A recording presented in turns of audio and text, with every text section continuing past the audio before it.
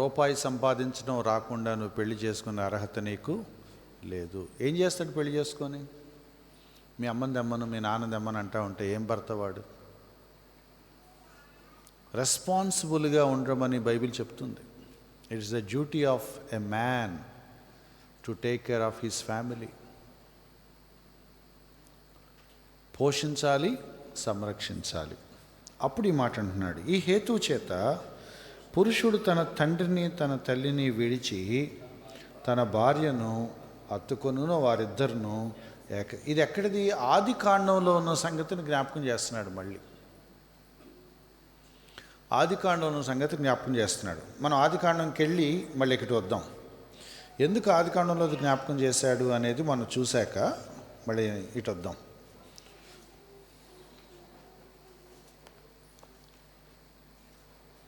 ఆదికాండం 2వ అధ్యాయం. ఆదికాండం 2వ అధ్యాయం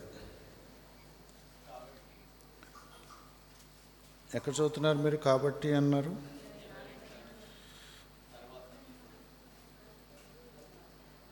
ఓ 24కి వెళ్ళిపోయారు అప్పుడే. ఓకే. 18 మరియు దేవుడైన యెహోవా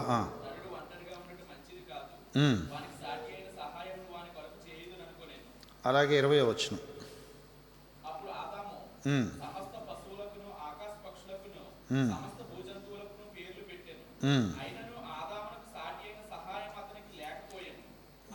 చాలు చాలు చాలు. అంటే ఇక్కడ మనం ఏం పదం ఎతుకుతున్నానంటే, నేను సాటి అయిన సహాయం అనే పదం కోసం చూస్తున్నాను.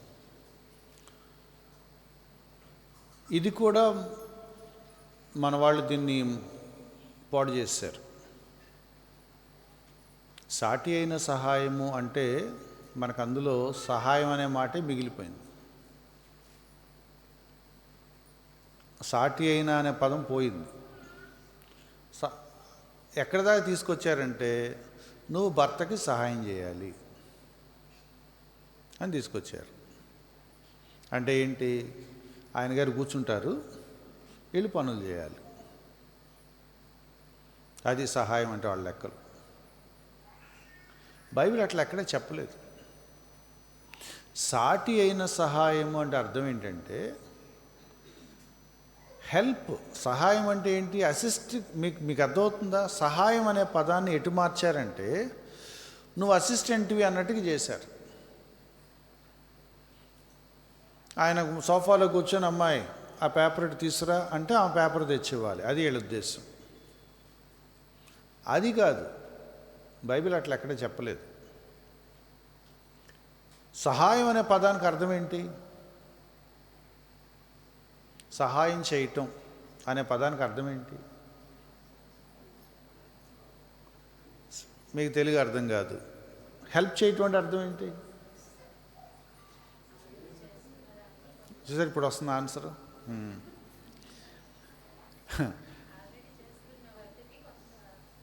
హెల్ప్ చేయటం అంటే అర్థం ఏంటి?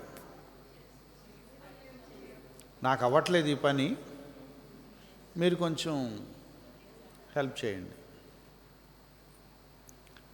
సురేష్ గారు కొంచెం హెల్ప్ చేయండి అంటే అర్థం ఏంటి? సురేష్ గారు మీరు నా అసిస్టెంట్గా ఉంటారా అని అర్థమా? కాదు కాదు. నేను ఒక పని చేస్తున్నాను, నాకు అది అవ్వట్లేదు, కొంచెం మీరు వస్తే గనక అది ఆ పని సాల్వ్ అవుతుంది.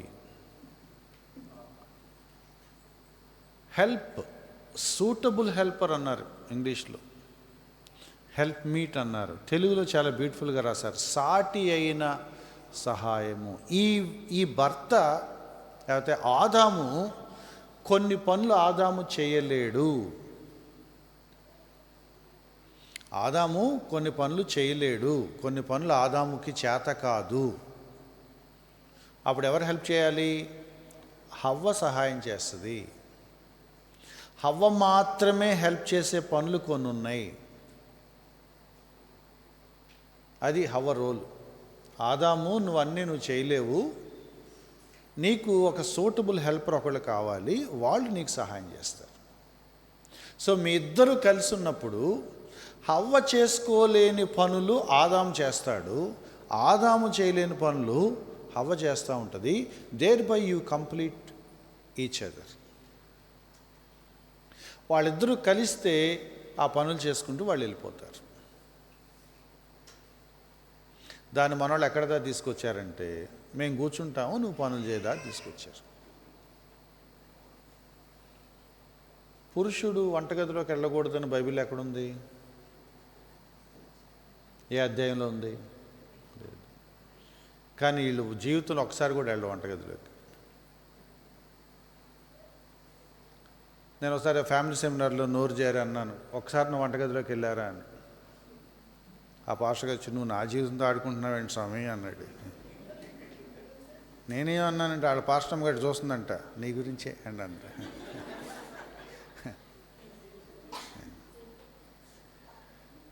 ఇప్పుడు కొత్తగా నేర్చుకోవడం అని ప్రయోగాలు వీళ్ళు తగలబెట్టమని అంటలేదు, కానీ ఏమండి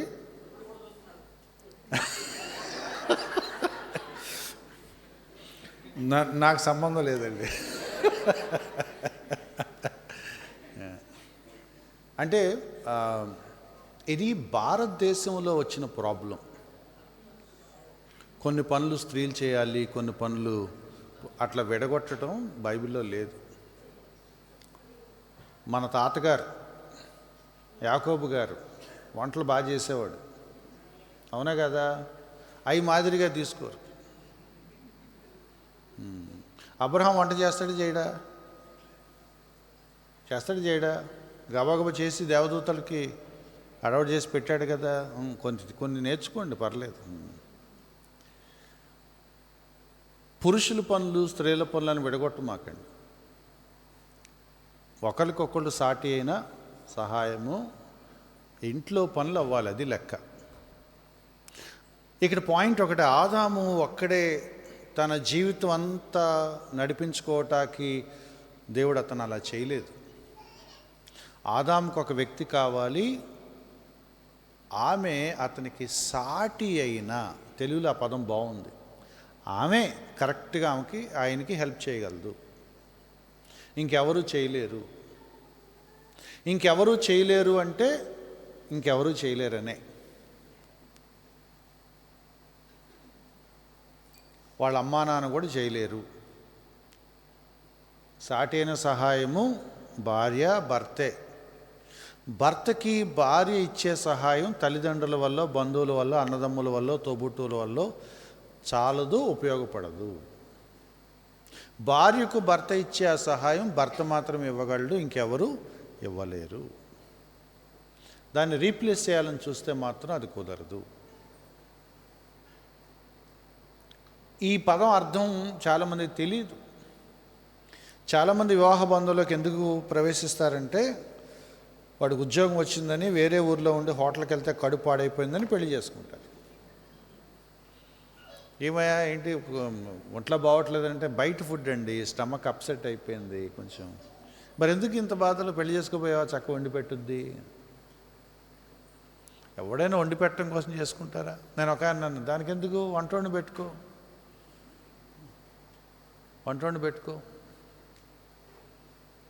ఒక ఆయన బట్టలు ఉత్తుకోలేకపోతున్నానమ్మా అని అంటాడు వాళ్ళ అమ్మతో.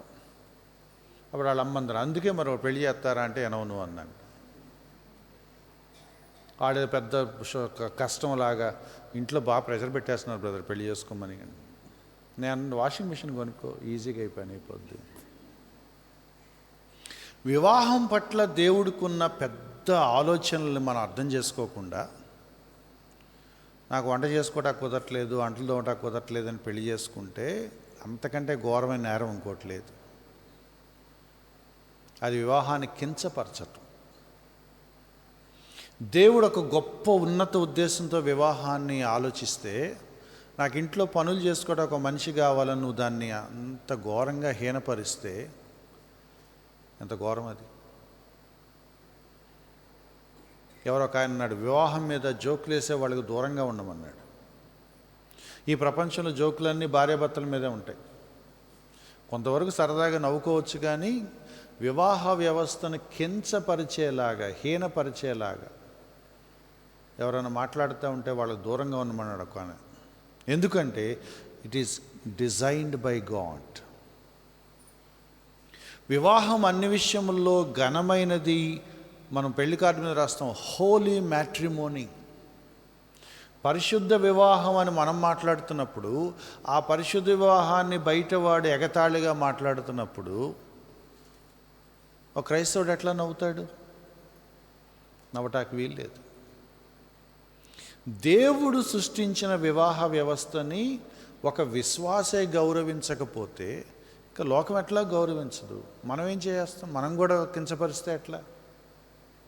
ఇక్కడ ఒక సిస్టమ్ చెప్తున్నాడు ఏంటంటే, నీకు ఒక సాటి అయిన సహాయాన్ని ఇస్తాను, ఆ సాటి అయిన సహాయంతో నువ్వేం చేస్తావంటే, ఇందా మనం చదువుకున్న వచనం 24వ వచనం, కాబట్టి తన తండ్రిని తల్లిని విడిచి, ఇది important step in anyone's life.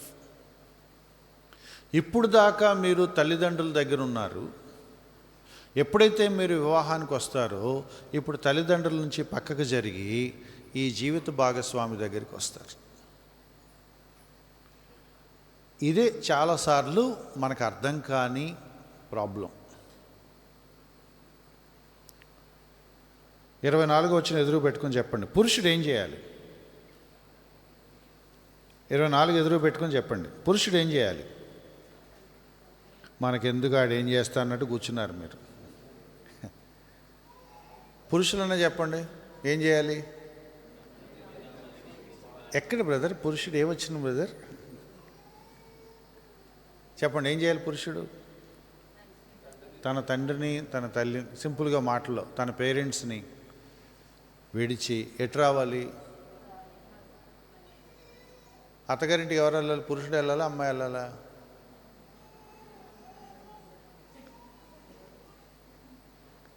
మీకు అర్థమవుతుందా? ఈ వచ్చిన ప్రకారం అత్తగారింటికి ఎవరు వెళ్ళాలి చెప్పండి? మనకి ఇట్లాంటి కుదరవు, నువ్వేటి రావాలి. ఇది ఇండియన్ కల్చర్ అది. సరే, ఇక్కడ నా పాయింట్ అది కాదు. ఇప్పుడు దాకా నువ్వు కుమారుడిగా ఉన్నావు, కొడుకుగా ఉన్నావు, ఇప్పుడు నీకు పెళ్ళవుతుంది, ఇప్పుడు నిన్ను కుమారుడు అని పిలవరు, ఏమని పిలుస్తారు?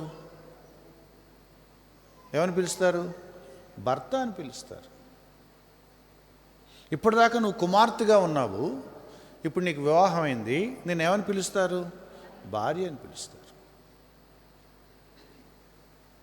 You are no longer a son, hereafter you are a husband, and hereafter you are a wife. Now behave as a husband. ఎప్పుడైతే నాకు పెళ్ళయిందో, ఎప్పుడైతే నేను భర్తని అని ప్రమాణం చేశానో, నేను ఇప్పుడు ఎలా ప్రవర్తించాలి? భర్తగా ప్రవర్తించాలి. భర్తగా ప్రవర్తించడం అంటే ఏంటి? నేను ఎవరినైతే వివాహం ఆడానో ఆమె పక్కన నిలబడి నేను ఆలోచించడం ప్రారంభించాలి. ఇప్పుడు దాకా నేను కొడుకులాగా ఆలోచించాను, కానీ ఇప్పుడు నేనేం ఆలోచించాలి? భర్తలాగా ఆలోచించాలి. ఇప్పుడు దాకా నేను కొడుకులాగా పనులు చేశాను, కానీ ఇప్పుడు నేను భర్తలాగా పనులు చేయాలి. ఇప్పుడు దాకా ఆమె కూతురులాగా చేసింది, కానీ ఇప్పుడు ఆమె భార్యలాగా ప్రవర్తించడం అలవాటు చేసుకోవాలి. ఏమంటుంది? ఏమంటే కొంచెం సాయంత్రం అట్లా బయటికి వెళ్ళొద్దామా అంటుంది. అమ్మో మా నాన్న ఒప్పుకోడు అంటాడు. ఏమో కోపం, మీ నాన్న ఒప్పుకునేది ఏంటి, మన ఇద్దరం బయటికి వెళ్తే అంటది. ఏమో నీ తెలీదు, ఆయన పడలేం అంటాడు. మీరు చెప్పండి, ఇతను ఏ రోల్ ప్లే చేస్తున్నాడు? కొడుకా హస్బెండా? కొడుకు. That spoils the family.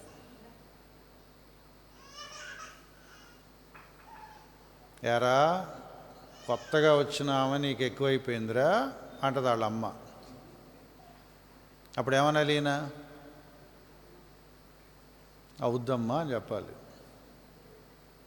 అవుద్దమ్మా, మరి ఏం చేస్తాం, పెళ్లి చేసుకున్నాం కదా, అవుతుంది. ఎందుకు? నేను ఇప్పుడు ఇక్కడి నుంచి నేను భర్తగా ఉండాలి, ఒక బాధ్యత నాకు ఇచ్చారు కాబట్టి. ఆమె అట్లా అంటదాన్ని 30 ఏళ్ళుగా బయటికి తీసుకెళ్ళిన భర్తలు ఉన్నారు. అమ్మో మా అమ్మ తిట్టుద్ది, అమ్మో. ఒక ఆమె చూసి ఉండబట్లకు అడిగిందంట, ఇంకెందుకు చేసుకున్నావా బాబు నన్ను? అప్పుడు ఈయన అన్నాడంట, మా అమ్మ చేసుకోమంది కాబట్టి చేసుకున్నాను. ఇంకొక అడుగు ముందుకెళ్ళి అన్నాడంట, అసలు నువ్వు నిన్నగా మొన్న వచ్చావే, మా అమ్మ 30 ఏళ్ళుగా నన్ను పెంచింది అన్నాడు. ఏమైనా అర్థం ఉందా అందులో? 30 ఏళ్ళుగా ఆమె పెంచిందంటే ఆమె ఇంపార్టెంట్ అంట. నువ్వు నిన్నగా మొన్న వచ్చావు కాబట్టి నువ్వు అంత ఇంపార్టెంట్ కాదు. నువ్వు వచ్చి 2 ఏళ్ళు అయింది, మా అమ్మ 30 ఏళ్ళుగా పెంచింది. మరి ఎవడు చేసుకోమన్నాడు ఆయన్ని? తల్లులు కూడా మరి విచిత్రంగా ఉంటారు, భార్యలు కూడా విచిత్రంగా ఉంటారు. ఒక ఆమె అడిగిందంట, నేను ఇష్టమా మీ అమ్మ ఇష్టమా అని. అసలు ఏమైనా క్వశ్చనేనా అది? ఏమైనా క్వశ్చన్ అయినా? వాడన్నాడంట, ఈ క్వశ్చన్ రాంగ్ అమ్మా. 2 భార్యలుండి అప్పుడు నువ్వు అడిగితే నేను చెప్పేవాడిని. 2 భార్యలుండి ఈ భార్య ఇష్టమా నేను ఇష్టమా అంటే అప్పుడు నేను మీ ఇద్దరిలో సరే. అసలు కేటగిరీస్ వేరు. ఒకవైపు మదర్ పెట్టి ఒకవైపు వైఫ్ పెట్టి మా ఇద్దరు ఎవరు ఇష్టం అంటే ఎలా చెప్తాడు పాపమాడు? ఇక్కడ ఈ వచ్చిన రెస్పాన్సిబిలిటీ గురించి చెప్తుంది. Once you get married, now you behave like a spouse. You are no longer a child. Now you need not seek permission from someone because now your husband. ఈ వ్యవస్థలో ఇప్పుడు కొత్త యూనిట్ తయారైంది. వీళ్ళిద్దరే ఒక ఫ్యామిలీ, వీళ్ళిద్దరు ఒక న్యూ యూనిట్. వీళ్ళిద్దరు నిర్ణయాలు ఎవరు తీసుకోవాలి? వాళ్ళే తీసుకోవాలి. వీళ్ళకి ఎక్కడన్నా కుదరపోతే పెద్దవాళ్ళ సలహా వాళ్ళు తీసుకుంటారు, వాళ్ళ గైడెన్స్ తీసుకుంటారు, వాళ్ళ సహాయం తీసుకుంటారు. కానీ బట్ వీళ్ళ ఫ్యామిలీని వాళ్ళు కట్టుకోవాలి. మనిద్దరం కలిసి నిర్ణయాలు తీసుకుందాం, మనిద్దరం కలిసి ప్రార్థన చేసుకుందాం, మనిద్దరం కలిసి బైబిల్ చదువుకుందాం.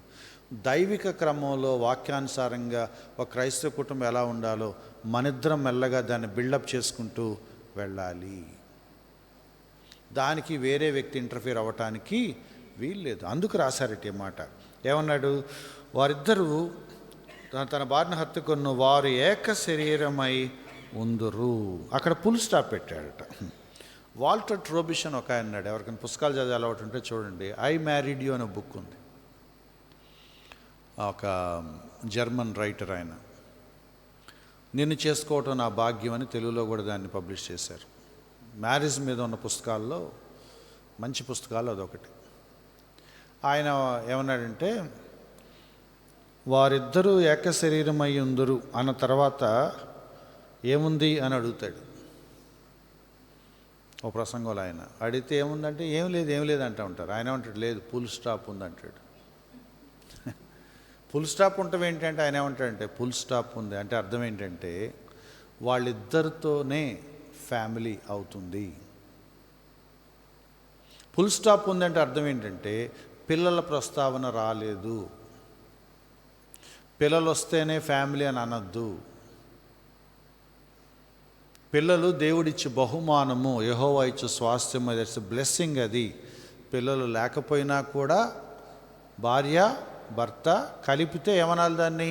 It's a Christian family, it's a complete one. పిల్లలు లేరు బ్రదరు, 10 ఏళ్ళు అవుతుంది, ఓకే లేదు పర్లేదు ప్రార్థన చేద్దాం లేకపోతే వెయిట్ చేద్దాం. బట్ ఇన్కంప్లీట్ అనొద్దు, ఇట్స్ కంప్లీట్. ప్రాబ్లం ఏంటి తెలుసా? చాలా ఇళ్లల్లో స్త్రీలకు కానీ పురుషులకు కానీ, మరి ముఖ్యంగా స్త్రీలకి ఒక ఫేజ్ అంతా వాళ్ళ అమ్మా నాన్న ఆక్రమించేస్తారు ఆ ఫ్యామిలీని. పెళ్ళయ్యాక కూడా విడిచిపెట్టరు.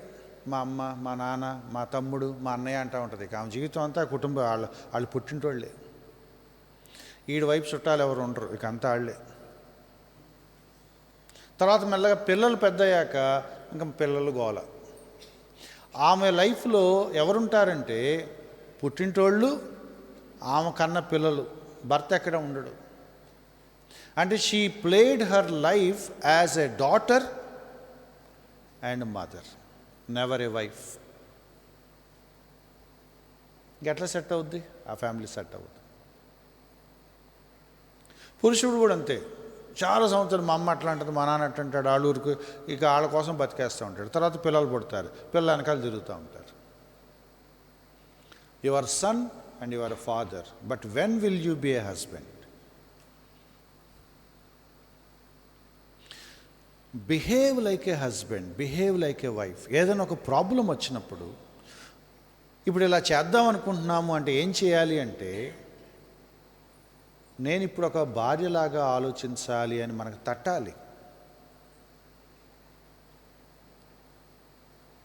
మా తమ్ముడు వద్దంటున్నాడండి అంటే ఆడవాడు వద్దంటాకి. అసలు వేరే వాళ్ళ ఇన్పుట్స్ రాకూడదు. ఎందుకంటే you are the wife and you are the husband. మీరిద్దరు డిసైడ్ అవ్వండి. మీకు అర్థం కాకపోతే వేరే వాళ్ళ సలహా తీసుకోండి. బట్ అసలు స్టార్టింగే వేరే వాడితో స్టార్ట్ అయితే మీరేంటి అక్కడ? కొన్ని ఇళ్లలో ఉంటాయి ఘోరమైనవి. ఆ నానమ్మ గారు మంచం మీద కూర్చొని ఉంటారు, ఆ పిల్లోడు ఏడుస్తూ ఉంటాడు. ఈ తల్లి చూసి చూసి వాడిని కొట్టడానికి వెళ్తే, ఇగో అమ్మాయి, నా మనవడి వంటి మీద చేయేస్తే ఊరుకోను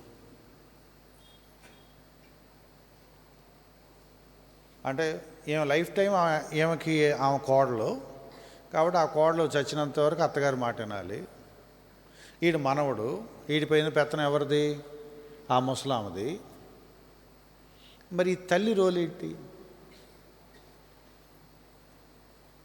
మీకు అర్థమవుతుందా? ఆమె పెళ్లి చేసుకుంది, ఆమె రోల్ ఏంటంటే ఆ ముసలాం సేవలు చేయటమే. దాని కొరకే పెళ్లి చేసుకుంది. కొన్ని ఏళ్లలో తల్లిదండ్రులు పిల్లల్ని పెంచరు, గ్రాండ్ పేరెంట్స్ పెంచుతూ ఉంటారు. ఎందుకంటే వాళ్ళదే పెత్తనం ఎక్కువ. ఈడేళ్ళ తాతగారి దగ్గర కూర్చుంటే వేలే అంటూ ఉంటాడు ఆయన. మా తాతగారు బాగా గారాబం అండి. మా అబ్బాయిని అసలు మాట పడినవాడు. అది పెద్ద గొప్ప వాళ్ళకి. ఆడు చెడగొట్టేస్తున్నారు వాళ్ళు. ఇక్కడ ఒక ప్యాటర్న్ ఉంది. ఏంటి ఆ ప్యాటర్న్ అంటే, your family, your responsibility, your role. నేను నా భర్త లేకపోతే నేను నా భార్య ఇక్కడి నుంచి స్టార్ట్ అవ్వాలి. దాన్ని నిర్మించుకునే క్రమంలో మిగతా వాళ్ళ షాడో నుంచి బయటపడాలి. కొంతమంది స్త్రీలు ఉంటారంట, వేరే ఫ్యామిలీ పెడతాడు భర్తతో పాటు, కానీ ఫోన్లో మాత్రం కాన్స్టెంట్ టచ్లో ఉంటుందంట. ఈ భర్త వెళ్ళిపోగానే అమ్మ చెప్పవే అంటదంట. ఇక మళ్ళీ ఆయన వచ్చేవారు మాట్లాడుతూనే ఉంటుంది. ఇది వేరే ఇంట్లో ఉంటుంది అంతే, ఏం తేడా లేదు. ఆమె 24/7 డాటరే. ఆ డాటర్ టైటిల్ వదిలేసి నేను భార్యని అని ఆమె అనుకొని కొన్ని పనులు చేస్తే తప్ప ఆ కుటుంబానికి మనం అనుకునే షేప్ రాదు. ఇది మనం వాంటెడ్గా రోజు గుర్తు చేసుకోవాల్సిన ఒక statement. I am a husband, I am a wife. మా నాన్న నాకు అది బాగా నేర్పించాడు. ఆయన ఆ విషయంలో ఆయనకి నేను రుణపడి ఉన్నాను. ఎరా రేపు సెకండ్ సాటర్డే సెలవు కదా, ఏంటి ఏమైనా వస్తున్నారా అనేవాడు పాపం ఫోన్ చేసి. తండ్రి గారు కదా, వచ్చేస్తాం నాన్న అనేవాడిని. అంటే ఆయన వాడు వచ్చేస్తామంటే అట్టారా, అక్కడ అడిగి చెప్పు అనేవాడు. అప్పుడు మనం పెద్ద ఫోజుగా ఇంకా అడిగడిదే ఉంది వచ్చేస్తున్నాం అనేవాడు అనమాట, పెద్ద గొప్పగా. అంటే అట్లా కాదులే కానీ నువ్వు అడిగి చెప్పు. నేను వచ్చి అమ్మ మా నాన్న రమ్మంటున్నాడు, మనం అటు వెళ్దాం అనుకున్నాంగా. ఓ ఇది నేను మర్చిపోయానంటే, మరి చెప్పు రావట్లేదు చెప్పు. అమ్మో నేను ఇందాకే ఫోజు కొట్టాను ఆయన ముందు, ఇప్పుడు రావట్లేదని అటు చెప్పాలి. చెప్పు మళ్ళీ ఆయన ఎదురు చూస్తాడండి. మళ్ళీ ఫోన్ చేస్తాను, అది మరి మేము అక్కడికి వెళ్దాం అనుకున్నాం చెప్పడం మర్చిపోయాను. అదేరా అందుకే అన్నా నేను ఆ డైలాగులు చెప్పకుండా, సరే నెక్స్ట్ వీక్ రండి అని పెట్టేవాడు. ఇట్లా చేద్దాం అనుకుంటున్నావురా అంటాడు. అంటే చేద్దామని అనమాకరా, 2 రోజులు టైం తీసుకో, మీరు మాట్లాడుకొని ఇద్దరు నిర్ణయానికి వచ్చాక అప్పుడు చెప్పు, నాకు తొందర ఏం లేదు అనేవాడు. అట్లేం లేదు, అవసరం లేదని అనకూడదురా, నీకు తెలియదు, ముందు అక్కడ మాట్లాడుకో. ప్రాక్టికల్గా ప్రాబ్లమ్ సాల్వింగ్ ఏంటో మనకు ఎవరైనా నేర్పించాలి. యు బీ ఏ హస్బెండ్ అని మన తల్లిదండ్రులు మనం నేర్పించకపోతే అది వెంటనే రాదు, లేకపోతే ఫైట్ చేయాల్సి వస్తుంది మనం. ఇప్పుడు ఆయన చాదస్తంగా ఎరా శనివారం ఇందాక వస్తానో ఇప్పుడు రానంటున్నావు, ఆయన గొడవ వేసుకుంటే ఏంటి పరిస్థితి? మా నాన్న చంపేస్తున్నాడు అమ్మ, చచ్చిపోతాం ముసలోడితో, వెళ్దాంరా అంటే అప్పుడు ఎవరు బాధపడాలి? ఏమో బాధపడాలి. చాలాసార్లు మనకి డీలింగ్ రాక ఏం చేస్తాం తెలుసా? అయితే వాళ్ళు సఫర్ అవుతారు, లేకపోతే వీళ్ళు సఫర్ అవుతారు.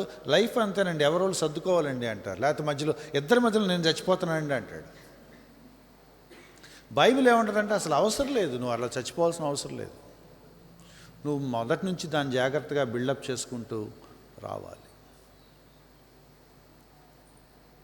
నేను భర్తని, ఆమె భార్య, మేమిద్దరం మాట్లాడుకొని నిర్ణయాలు తీసుకోవాలి. నేను మెల్లగా ఒకటి అలవాటు చేసుకున్నాను. ఎవరన్నా సురేష్ గారు రేపు సెకండ్ సాటర్డే మీటింగ్కి వస్తారంటే నేను కొంచెం ఆలోచించుకొని చెప్తానండి. ఎందుకు, ఇంట్లో ఏం పనులు ఉంటాయో, మా అమ్మాయిని ఎక్కడైనా బయట తీసుకెళ్ళాలా, లేకపోతే ఇంకేమైనా ఉంటాయా, ఇంకో చోట ఎక్కడైనా కమిట్మెంట్ ఉందా, అరే గౌక్కుని మాట ఇచ్చేసాం, ఇటు వాళ్ళకి చెప్పలేక ఇటు వీళ్ళకి చెప్పలేక ఇంకేమైనా అర్జెంట్ పని ఉందా, కొంచెం టైం తీసుకో, తొందరే ఉంది, మాట్లాడుకో, ఫ్యామిలీ అఫైర్. మరి నేను ఇట్లా వెళ్తాను, మరి మీరు నా పర్లేదు, మాకు ఇబ్బంది లేదు, నువ్వు వెళ్ళరా అని అంటే అప్పుడు కదా నేను హ్యాపీగా వచ్చేది. ఇక్కడికి వచ్చిన కానీ ఫోన్లు చేసి మరి ఇక్కడి నుంచి ఫోన్ల మీద వ్యవహారం నడిపి ఎందుకు ఆశ బలవంతంగా. Building up our own families with nobody's influence.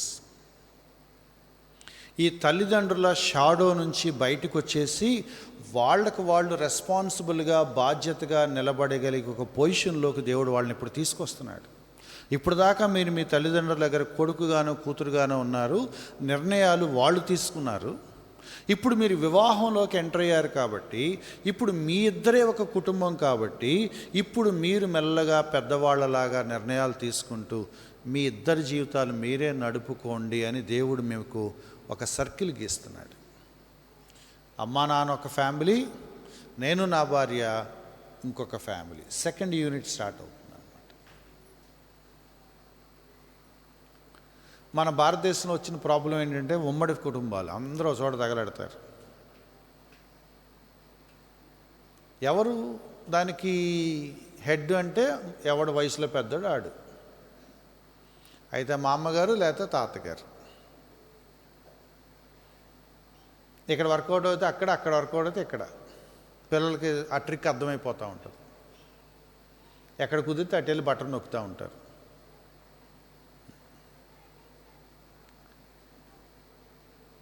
అది యాక్చువల్గా నంబర్ ఎక్కువ ఉంటారు కాబట్టి, అన్న ప్రాబ్లం వస్తే అందరూ తోడుగా ఉంటారు కాబట్టి బాగుంటుందని అనుకుంటాం. కానీ ఓకే, దానివల్ల అడ్వాంటేజ్ ఉందేమో, కానీ క్రిస్టియన్ ఫ్యామిలీకి అది రైట్ మోడల్ కాదు. ఎందుకంటే when will you learn, when will you take the responsibility, when will you build up your family.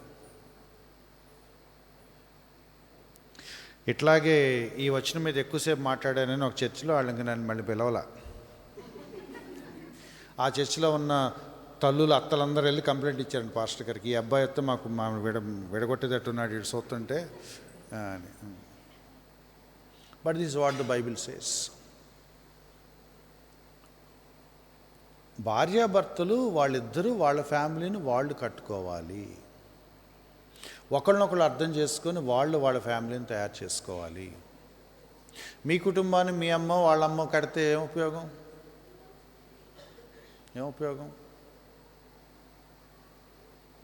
కొన్ని ఇళ్ళు ఎంత ఘోరంగా ఉంటాయంటే ఇంట్లో ఎలా సర్దాలో కూడా ముసలాం చెప్తా ఉంటుంది. ఈ కుర్చీట ఎందుకు వేసావే, అటే అంటది, ఇటు వేస్తే బాగుంటుంది, ఏం బాగుంటుంది అరే.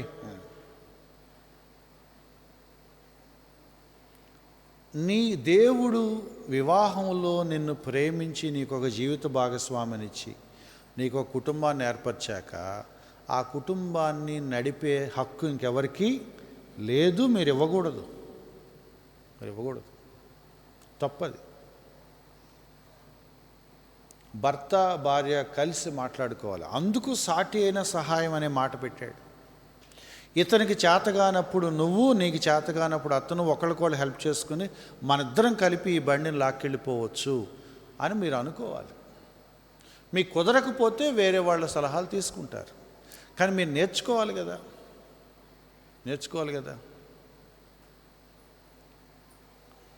అప్పుడప్పుడు సైకిల్ దొక్కుతూ ఉంటాం, పంచర్ అవుద్ది, ఏం చేస్తాం? పంచర్ అయితే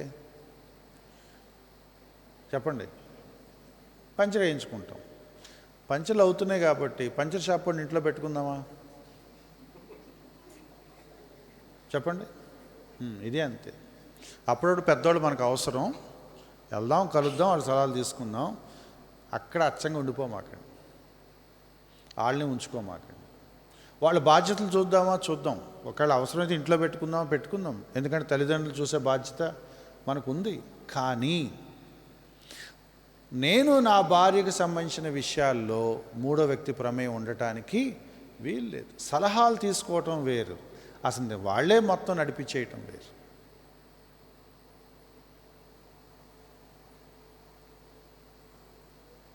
ప్రతిదానికి మా అమ్మ మా అమ్మ మా అమ్మ అంటున్నాడని ఒక ఆమె కడుపు మండిపోయిందంట. మరి నన్ను చేసుకుని ఆమెనే చేసుకుంటే పోయేదిగా అందంట. అంత మాట అన్నావేంటి అన్నంటే, మరి కడుపు రగిలిపోయిందన్న, మరి ఏం చేయను. మరి తర్వాత బాడిపోయింది, అనకూడదు అన్నమాట, సారీ అంది. కానీ ఆమె బాధ ఏంటంటే ఆయన నోరు తెరిస్తే ఏమంటున్నాడు,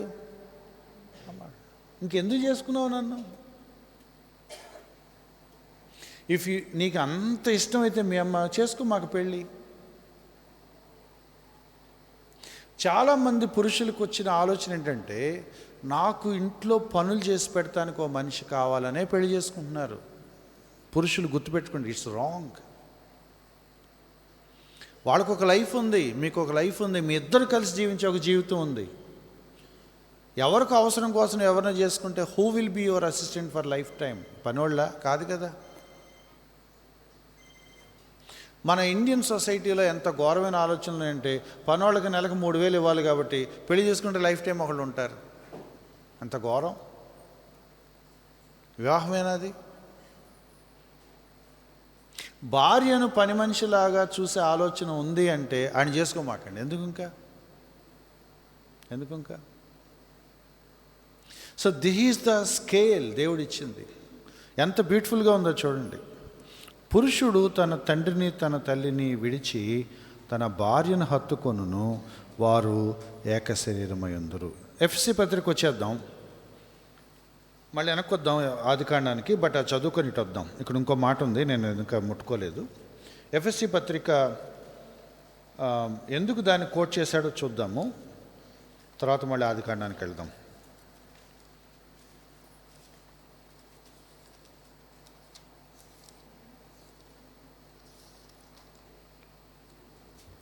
ఇప్పుడు ఏమంటున్నాడు చూడండి, 31. ఈ హేతువు చేత, ఇక్కడ అవుతాం. ఈ హేతువు చేత అంటే మీనింగ్ చెప్పండి. ఈ హేతువు చేత, ఈ కారణాన్ని బట్టి. ఏ కారణాన్ని బట్టి? 22వ వచనం దగ్గర నుంచి 30వ వచనం వరకు ఉన్న కారణాన్ని బట్టి. పురుషుడు తన భార్యను క్రీస్తులాగా ప్రేమించాలి, భార్య తన భర్తకు ప్రభువుకు లోబడినట్లుగా లోబడాలి. ఈ కారణం చేత. ఇప్పుడు చెప్పండి, ఏ కారణం చేత? యేసుక్రీస్తును మాదిరిగా పెట్టుకొని ఆ సువార్తను అనుదిన జీవితంలో అభ్యాసం చేయటానికి పురుషుడు ఏం చేయాలో పురుషుడు చేస్తూ ఉంటాడు దేవుణ్ణి బట్టి, స్త్రీ ఏం చేయాలో చేస్తూ ఉంటుంది ప్రభువుని బట్టి. ఇలా చేసే ఈ కారణాన్ని బట్టి, లేకపోతే ఇలా చేయటం కోసం ఏం చేయాలి? ఇప్పుడు వాళ్ళు మూడో వ్యక్తి లేకుండా జాగ్రత్త పడాలి.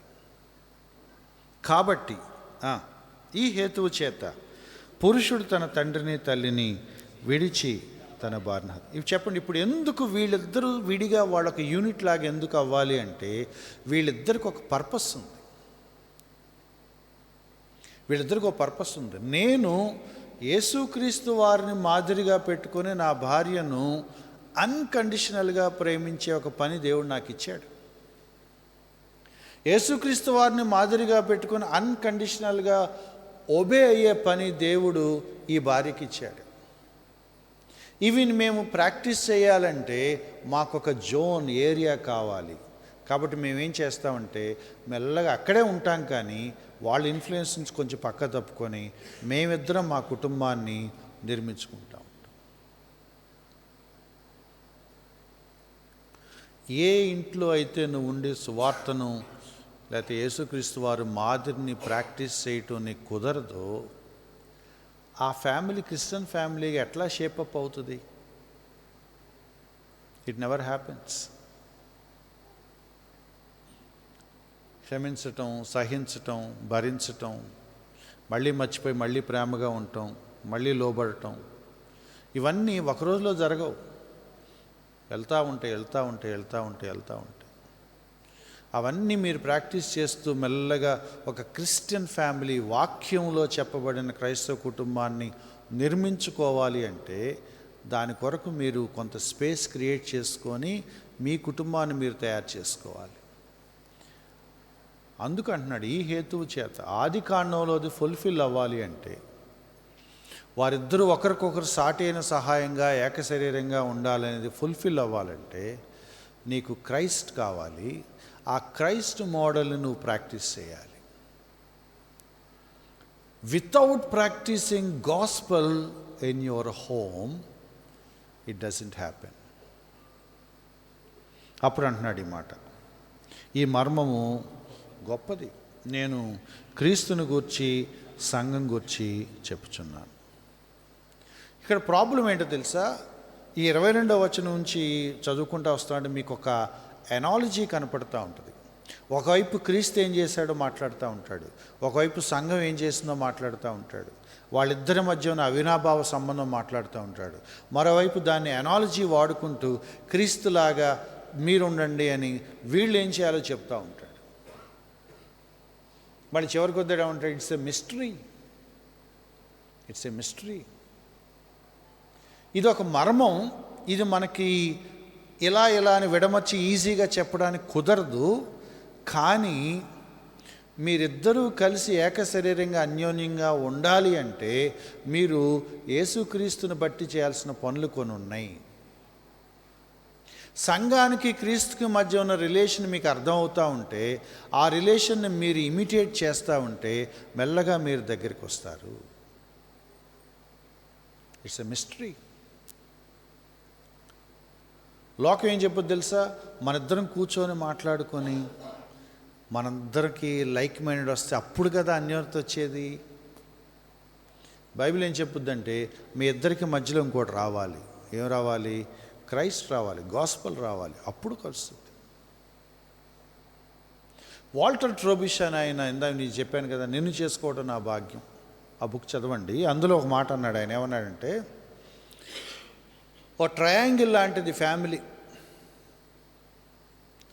ఈ కార్నర్లో భార్యాభర్తలు ఉంటారట. ఇలా హారిజాంటల్గా దగ్గర అవ్వాలని చూస్తే కుదరదట, అది అవ్వదట. ఈ ట్రయాంగిల్లో అటు ఇటు భార్యాభర్తలు ఉంటారు, పైన యాంగిల్ ఎవరుంటారు? ప్రభు ఉంటాడట.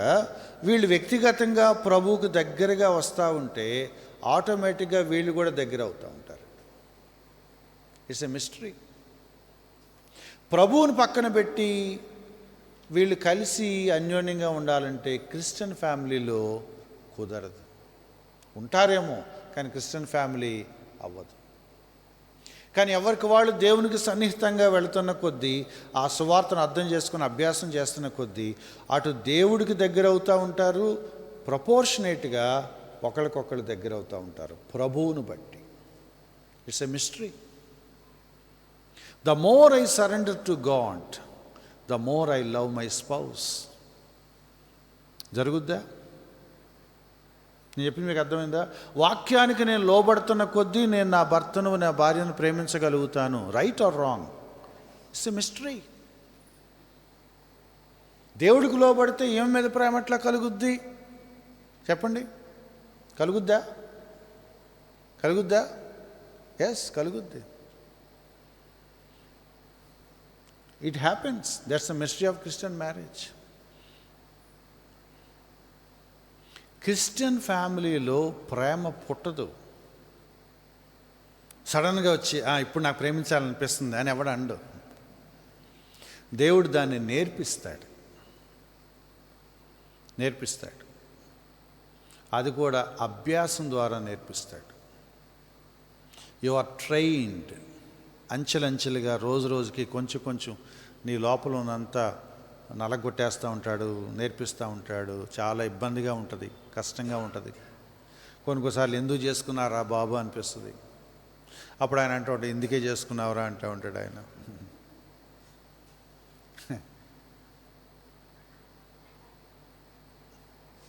తలుపు వేసి బయట గడేసేసి ప్రేమించమంటే ఏం చేస్తాడండి? సరే ఏం చేస్తాం? కానీ కష్టమో నష్టమో ఇష్టం ఉండో అయిష్టంగానో ఏదో ఇబ్బంది పడతాను, సంహవ్ దేవుడు నీ లోపల ఏదో కార్యం చేస్తున్నాడు. ఈ మర్మం గొప్పది. But finally you two shall be one. జరుగుద్ది. It happens. మళ్ళీ అంటున్నాడు, నేను క్రీస్తుని గురించి సంఘం గురించి చెప్తున్నాను, కానీ ఇదంతా ఎందుకులే బాబు అన్నాడుకున్నాడో ఏమనుకున్నాడో మరి, ఇంకా అనవసరం అనుకుని ఉంటాడు ఎక్స్ప్లెయిన్ చేయటం. మెట్టుకు ఫైనల్లీ ఏమంటున్నాడు, ఇదంతా కాదు బాబు, ఒకటి గుర్తుపెట్టుకోండి. ఏంటి? మీలో ప్రతి పురుషుడు తనను వలె తన భార్యను ప్రేమించాలి, భార్య అయితే తన భర్త యందు భయం కలిగి ఉండినట్లు చూసుకోవాలి. ఈ మాటకు అర్థం ఏంటంటే, ఇంత చెప్పాను కదా, మీకు అర్థమైందో లేదో అంత అనవసరం, ఇదంతా వద్దేక నువ్వు ఈ పని చేయి, తర్వాత దాని రిజల్ట్ అదే వచ్చేస్తుంది. When I love my wife and my wife obeys me, it happens. ఎట్లా మనకు తెలియదు. But it is God's ordained principle. మీకు ఇష్టం లేనిది, నాకు అసలు ఇష్టం లేనిది ఇంకోటి చెప్తున్నాను. చాలాసార్లు ఈ చదివేటప్పుడు అనుకున్నాండి, ఎట్లాగే ఎందుకు చేయాలి. పాపం ఒక ఇట్లా ఫ్యామిలీ సెమినార్కి వెళ్తే ఫస్ట్ రోలో కూర్చుంది ఒక చెల్లి, మెల్లగా చేయితుందనమాట ఇట్లా డౌట్ అని. ఏంటంటే, బట్ వై అంటుంది. ఆ పాపం పెద్ద స్ట్రగుల్ అనమాట. ఏంటంటే, ఈ లోబట్టం ఏంటి?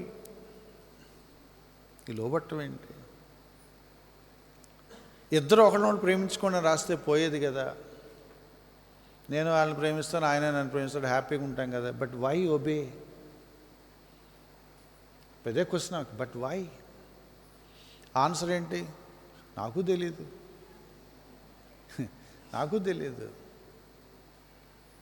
Why not a husband obey her అని అంటుందండి. కరెక్టే. ఇప్పుడు మీరు చెప్పండి, పురుషుడు తన భార్యకు లోబడవలనని రాస్తే ఏం చేసేవాళ్ళం మేము? మీరేం చేస్తారు సార్? ఏం చేస్తాం, అంతే. ఏం లేదు ఇక. లేఖనాల్లో ఏం రాస్తే అదే. అందులో దేవుని జ్ఞానం ఉంది. God in his infinite wisdom, దేవుడు తన అనంతమైన జ్ఞానంలో ఈ వివాహ వ్యవస్థను రూపొందించాడు. అందులో ఆయన జ్ఞానం ఉంది, అందులో మన క్షేమం ఉంది, అందులో మన సైంటిఫికేషన్ ఉంది. ఇలా ఎందుకు అంటే మనకు ఆన్సర్ కూడా రాదు. We don't know. బట్ దానికే రిజల్ట్ వస్తుంది.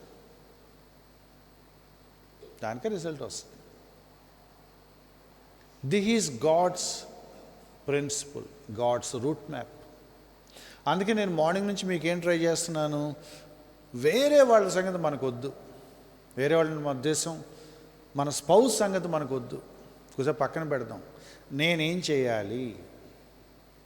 నేను ఒక పురుషుడిగా నేను చదువుతున్నప్పుడు ఇక్కడ నువ్వు ప్రేమించాలని ఉంది, నాకు అదే కష్టం. ఇంకా విచిత్రం చెప్పమంటారా? పురుషుడికి ప్రేమించడం కష్టం, ఏంటో తెలియదు. మా ఆవిడ అప్పుడప్పుడు వచ్చి ఐ లవ్ యూ అంటది. నేనేమంటా అనుకుంటున్నారు మీరు? సర్లే అంట. సర్లే అంటే ఆవిడ ఒక్క ఎక్స్ప్రెషన్ కూడా. Men are weak in expressions. ఇంగ్లీష్లో ఎవరు పెట్టారో తెలీదు, బ్యూటీ అండ్ ద బీస్ట్. కరెక్టే అది. ఆమె చక్కగా అరగంట తయారై నీట్గా మంచిగా తయారై బయటకు వస్తుంది. ఇటు చింపిరి జుట్టు వేసుకొని టీషర్ట్ వేసుకొని వెళ్దామా అంటాడు. ఏంటి అవతారం, ఎక్కడికి వెళ్తున్నాము? మనం వెళ్ళేది ఫంక్షన్కి అయ్యా బాబు అంటే, బాగాలేదా అంటాడు అనమాట. వాడి డ్రెస్ ఆడికి బాగుందో లేదో కూడా వాడికి వాడి బీస్ట్. కరెక్టే పెద్దలు అవన్నీ time tested, proven. How can a beast and a beautiful live together?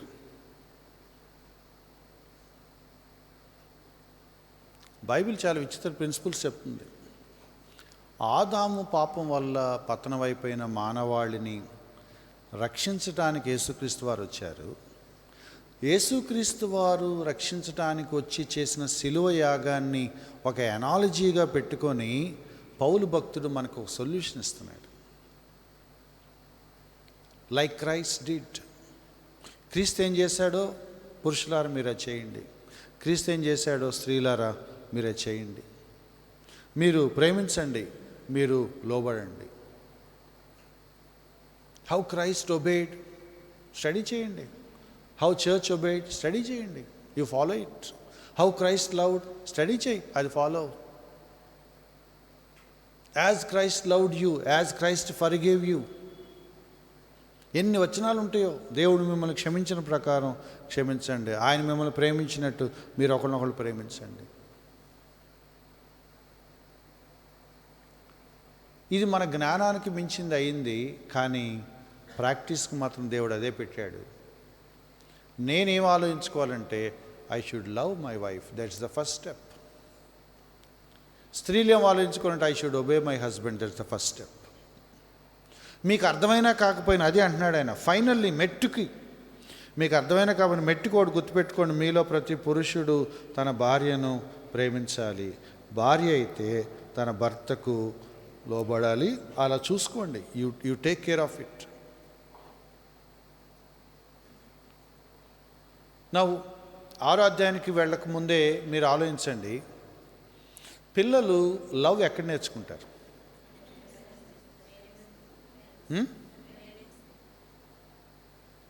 నాకు రాజకీయ నాయకులు లాంటి ఆన్సర్ వద్దు, తల్లిదండ్రుల దగ్గర నేర్చుకుంటారు. కరెక్ట్గా చెప్పండి, పిల్లలు ప్రేమ ఎక్కడ నేర్చుకోవాలి? ఓకే, మళ్ళీ ఫస్ట్ నుంచి వస్తుంది, మీరు పాస్ అవ్వట్లా. ఎవరు ప్రేమించాలి, ఎవరు లోబడాలి? భర్తలు ప్రేమించాలి. ఇప్పుడు చెప్పండి, పిల్లలు ప్రేమ ఎక్కడ నేర్చుకోవాలి? ఇందాకేమన్నారు మరి? పిల్లలు ఎవరిని చూడాలి? లవ్ గురించి నేర్చుకోవాలంటే తండ్రి వైపు చూడాలి, హస్బెండ్ వైపు చూడాలి. ఒబీడియన్స్ ఎక్కడ నేర్చుకోవాలి? తల్లి దగ్గర నేర్చుకోవాలి. Christian principle. మన ఇళ్ళలో ఏమవుద్ది తెలుసా? ఉల్టా అవుద్ది. ప్రేమ ఎక్కడ నేర్చుకుంటారు వీళ్ళు? తల్లి దగ్గర నేర్చుకుంటారు. తల్లిని మించిన దైవం లేదు. ఆడు తప్పినా కూడా మా నానే 32 మాటలు వచ్చినారా, అదే ఆమె లెక్క. తండ్రి దగ్గర ఏం నేర్చుకుంటారు? తప్పు మందైనా సరే నోరేసుకొని బతకచ్చు. లే ఎలా అంటే అదొకటే తెలుసు. ఈడు కూడా ఏం నేర్చుకుంటాడంటే అదే నేర్చుకుంటాడు. మనం పెత్తనం చేయొచ్చు. The problem with most of the Christian families is they don't learn anything from there father.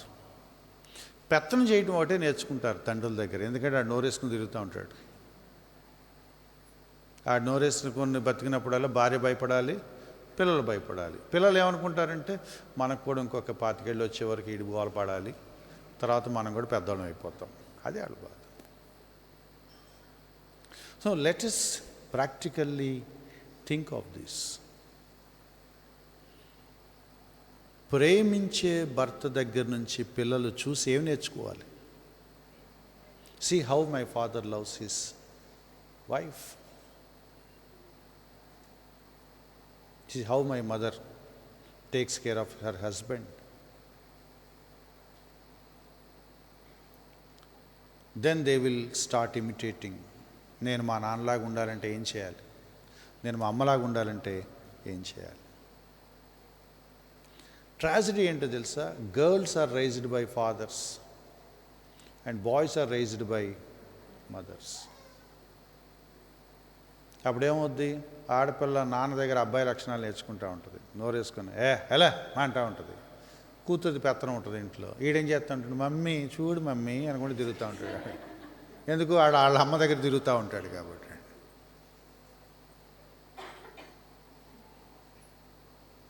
బాయ్స్ని ఎవరు పెంచాలి చెప్పండి?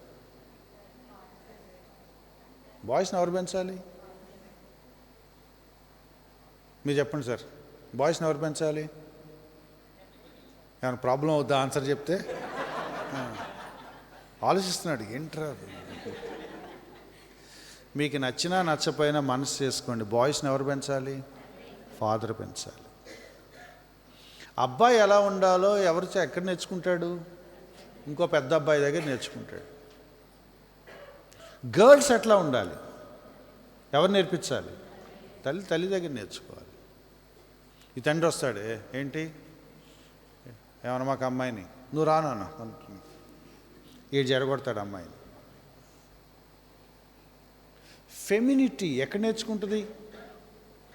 మదర్ దగ్గర నేర్చుకుంటుంది. ఆడపిల్ల ఎలా ఉండాలో ఈ అబ్బాయి ఏం నేర్పిస్తాడు? వీడికి 50 ఏళ్ళ వయసు ఉన్నా కూడా వీడికి ఏమొచ్చు? రాదు కదా. యాకోబుని వాళ్ళ అమ్మ పెంచింది, ఏం చేశాడు? మీరు చెప్పండి. యాకోబుని ఎవరు పెంచారు? రెబ్కా పెంచింది, ఏం చేశాడు? చిక్కుడుకాయ కూర చేశాడు.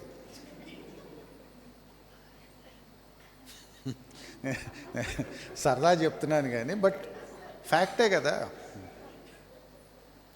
కదా.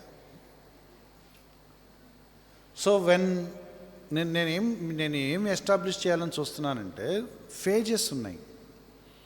తల్లిదండ్రుల దగ్గర నువ్వు సన్లాగా డాటర్ లాగా ఉన్నావు. వివాహం అవగానే నువ్వు భర్తగానో భార్యగానో నెక్స్ట్ ఫేజ్లోకి వచ్చావు. Now you behave like a husband, like a wife. Next level now you behave like A father. Now you behave like A mother. అప్పుడు పిల్లలు ఏం నేర్చుకోవాలో అది నేర్చుకుంటారు. మనకు అవి తెలియదు. మనకు వచ్చిన ప్రాబ్లం ఏంటంటే, ఇవన్నీ మనకు తెలియకుండా చేస్తున్నాం, అది ప్రాబ్లం. నేను అన్ని చోట్ల చెప్తాను ఈ అబ్జర్వేషన్, మీరు కూడా ఆలోచించండి. నాకు పెళ్ళయ్యే వరకు మా చర్చిలో యాక్టివ్గా ఉండటం తప్ప నాకు ఇంకో లోకం తెలియదు. సహవాసం ఇంకేం తెలియదు. మంచిదా కాదా? ఎందుకు వచ్చిన బాధలే, మళ్ళీ గిడేమంటాడు. మంచిదే, ఎందుకంటే నేను లోకంలో కలవలేదు, పాడవలేదు, మంచిగా వాక్యం నేర్చుకున్నాను, సహవాసం ఉన్నాను, సేఫ్గా ఉన్నాను. But I was never at home. నా తల్లిదండ్రులకి ఏమైనా అవసరమైతే వాళ్ళు హెల్ప్ చేయటానికి, అమ్మో ఇవాళ మీటింగ్ ఉందంటే ఆయన ఏమంటాడు, ముక్తం, సర్లే వెళ్ళు, మేము చూసుకుంటాం.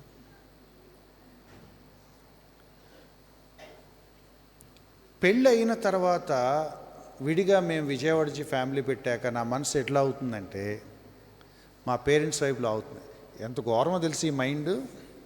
ఆడు ఊర్లో ఉండి దేశం అంతా తిరిగినప్పుడు వాళ్ళ అమ్మ నన్ను గుర్తురారు. 25 ఏళ్ళు ఇంట్లో ఉన్నాను కదా, ఇంట్లో ఏనాడు లేను, అంత దేవుడి పని మీద తిరిగాను, దేశాలు తిరిగాను. ఏంటంటే మినిస్ట్రీ, ఓకే గుడ్. అప్పుడు పేరెంట్స్ గుర్తురాల. పెళ్ళి అయ్యాక నుంచి పేరెంట్స్ గుర్తు వస్తూ ఉంటారు. మా అమ్మ ఎట్టుంది, మా నాన్నకి. కొత్తగా పెళ్ళైన భార్యకి మా అమ్మ ఎట్టుందంటే ఏమనిపిస్తుంది? ఇడవడరా బాబు. అప్పుడు నా దగ్గర ఆర్గ్యుమెంట్ ఏంటి? మా అమ్మ నాన్న చూడొద్దంటావా అంట. 25 ఏళ్ళు ఏం చేసావు? ఇప్పుడు మొదలెడతాడని అమ్మా నాన్న చూడాలని. మీకు అర్థమవుతుందా? ఒక కొడుకుగా నేనేం చేయాలో నేను నేర్చుకోలేదు, నేను అర్థం చేసుకోలేదు, ఆ బాధ్యత నేను సరిగా నెరవేర్చలేదు. అవేం చేయకుండా నా పెళ్ళి అయిపోయింది. పెళ్ళయ్యాక ఇప్పుడు నా రోల్ ఏంటి? భర్తగా నేను చేయాలి. ఈ భర్త రోల్ ఏంటో చేయకుండా నేనేం చేస్తూ ఉంటాను? ఇప్పుడు కొడుగ్గా ఏం చేయాలో చూస్తూ ఉంటాను. ఏమేముంటుంది, మరి ఎందుకు చేసుకున్నారా మమ్మల్ని అంటదా రాము. 1 సంవత్సరం 2 సంవత్సరాలు తిరిగే లోపల నా ప్రమోషన్ వస్తుంది. ఏమవుతాను? కొడుకుని అవుతాను, తండ్రిని అవుతాను. అప్పుడు మళ్ళీ ఏమంటాను? కూర్చో, పుస్తకాలు ఏంటి అక్కడ, ఏంటి, ఎవరి మీద? పిల్లల మీద. మనకెందుకు వాయిస్ పిల్లల మీద లేస్తుంది? వాళ్ళు ఏం అనలేరు కాబట్టి. అప్పుడు ఆ పిల్లలు అనుకుంటారు, ఓ మనం ఇంత వయసు వచ్చే వరకు పడాలన్నమాట. మీకు అర్థమవుతుందా? సన్గా ఉండటం అంటే ఏంటో నేను నేర్చుకోకుండా హస్బెండ్ అయ్యాను. పోనీ తర్వాత నేను నేర్చుకున్నానా? నేర్చుకోలేదు. What it is to be a husband అనేది నాకు అర్థం అవ్వక మునుపే I became a father. And what it is to be a father అనన్నా నేర్చుకుంటానా? నేర్చుకోను. నోరు ఒకటి ఉంది కదా, ఏం నోరు లేస్తుంది, ఎదురు చెప్తున్నా పెద్దవాళ్ళకి, ఈ మధ్య అల్లరి ఎక్కువ అవుతుంది, ఈ డైలాగ్ మీద వెళ్ళిపోద్ది జీవితం. మీకు తెలుసా, కొడుగ్గా ఏంటో నేర్చుకోకుండా, భర్తగా ఏంటో నేర్చుకోకుండా, పేరెంట్గా ఏంటో నేర్చుకోకుండా నోరు వేసుకొని బతికేస్తే ఫ్యామిలీ లైఫ్ అయిపోయింది. 60 ఏళ్ళు వచ్చేస్తాయి. ఎంత ఘోరం అంటే, we don't learn anything but we continue our entire life. వెనక్కి తిరిగి చూసుకుంటే, am I a good son? No. Am I a good husband? No. And am I a good parent? No. నేను తిరిగినప్పుడు నా తల్లిదండ్రులు సర్దుకున్నారు, నేనేదో గడిపేసినప్పుడు భార్య సర్దుకుంది, నేనేదో చేసినప్పుడు పిల్లలు సర్దుకున్నారు, అండ్ సక్సెస్ఫుల్ లైఫ్, రిటైర్డ్ అవుతాను అనమాట. ఇట్లా స్టేజ్ మీద చెప్పాలి కాబట్టి మా హస్బెండ్ పాపం చాలా అని ఆవంటది, మా నాన్న చాలా అని వీళ్ళు అంటారు, మా అబ్బాయి అసలు సూపర్ అని వాళ్ళు అంటారు. మనం ఏదో అచీవ్ చేసినట్టు మన ఫీలింగ్, అక్కడేం ఉండదు. మోసం, పెద్ద మోసం.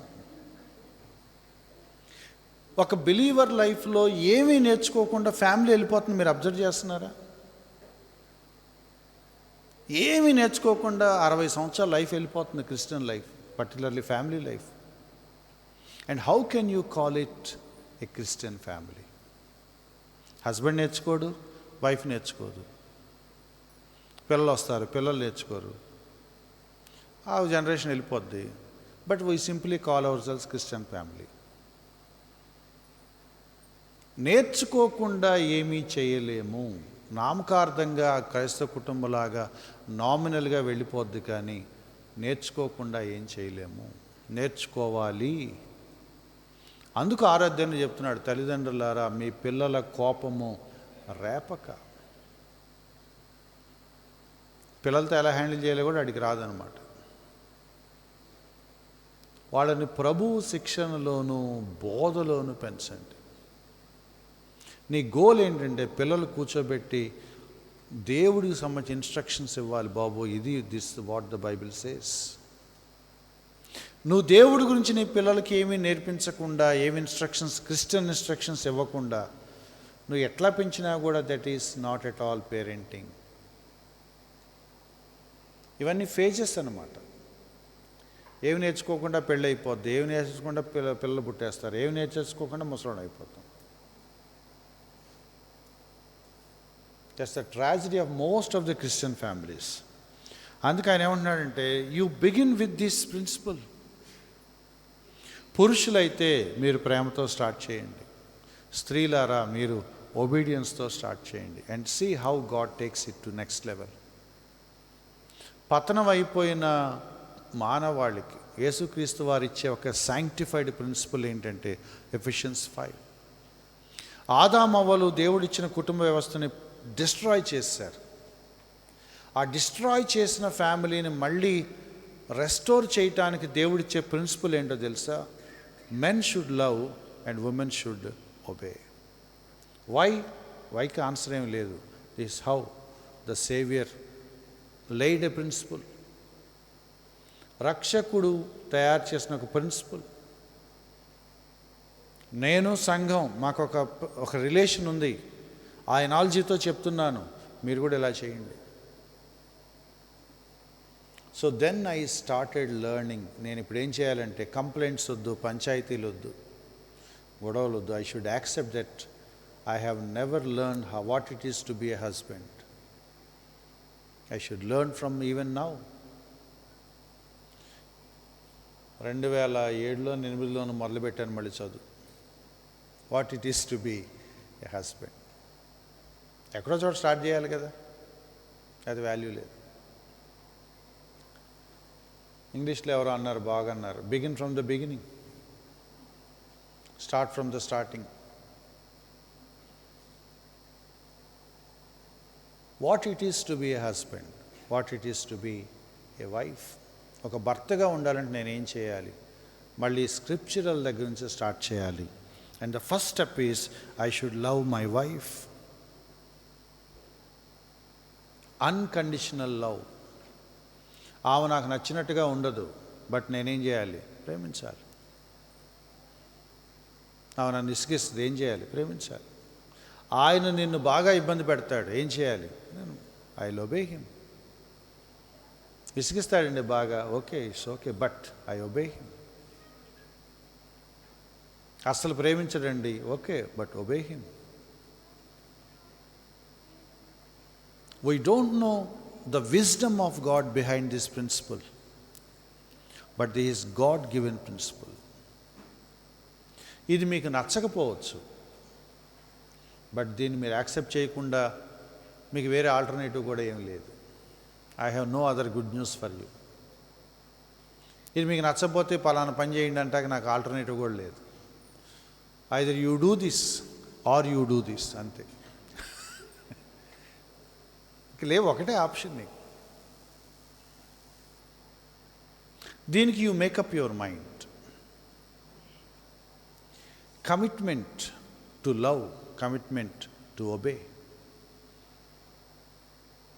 అక్కడ మనం దేవుడి మీద ఆధారపడాలి. ప్రభా, నాకైతే ప్రేమించడం నాకు రాదు. నేను కొన్నిసార్లు చేయగలను, కానీ కొన్నిసార్లు అన్నిసార్లు నేను చేయలేను. సమ్టైమ్స్ నాకు ఆ హార్టే ఉండదు. సమ్టైమ్స్ నేను విసిగిపోతాను, కృంగిపోతాను. సమ్టైమ్స్ నేను చాలా ఘోరంగా ఫెయిల్ అయిపోతాను. But you should help me. నాకు ఇది కష్టం, లోబట్టం, నాకు అది చాలా క్రషింగ్ అనిపిస్తుంది. Help me. నువ్వు నాకు సహాయం చేస్తే తప్ప నేను ఈ టాస్క్ని ఫినిష్ చేయలేను. నాకు బాగా గుర్తు, ఒక ఫ్యామిలీని నేను కౌన్సిల్ చేశాను కొంతకాలం, చాలా కాలం కిందట. సర్దుబాటు అయిపోయింది, అన్నీ అయిపోయినాయి, సరే సమాధాన పడ్డారు, బయలుదేరి కారుకి వెళ్ళిపోయారు. కొంత దూరం వెళ్ళాక పాపం మా అమ్మాయి కారు ఆపి మళ్ళీ వెనక్కి వచ్చేసింది. వచ్చేసి ఏడ్ చేస్తుంది పాపం. అన్న వెళ్ళాలంటారా? After long time of counselling తను డిసైడ్ వెళ్ళాక కొంచెం సంచి వరకు వెళ్ళాక పాపం ఏమనుకుందో, పాపం మా బాధ నాకు అర్థమవుతుంది. It's not so easy. వచ్చి అంటుందట, అన్న వెళ్ళాలంటారా? మరి ఇప్పుడు దాకా దేనికోసం అమ్మ కూర్చుంది? ఇన్ని రోజులు కష్టపడింది ఎందుకు? లాస్ట్కి ఇక్కడికి వచ్చాం కదా ఫైనల్గా. వెళ్ళాలి వెళ్ళాలి వెళ్ళాలి. పాప మాకు ఏడుపు వచ్చేస్తుంది. అన్న నీకు తెలియదన్న, వెళితే నా పరిస్థితి ఎట్లా ఉంటుందో. నాకు ఏడుపు వస్తుంది పాప ఆమె చూస్తుంటే. ఏంటంటే ఇంత అయ్యాక ఆమె తగ్గించుకొని వెళ్తుంది. ఇంట్లోకి వెళ్ళాక ఆడేం చేస్తాడు తెలుసా? మనమే గెలిచాం, లాస్ట్కి నువ్వే తగ్గించుకొని వచ్చావు అని వాడు ఒకలాంటి యాటిట్యూడ్ చూపిస్తాడు.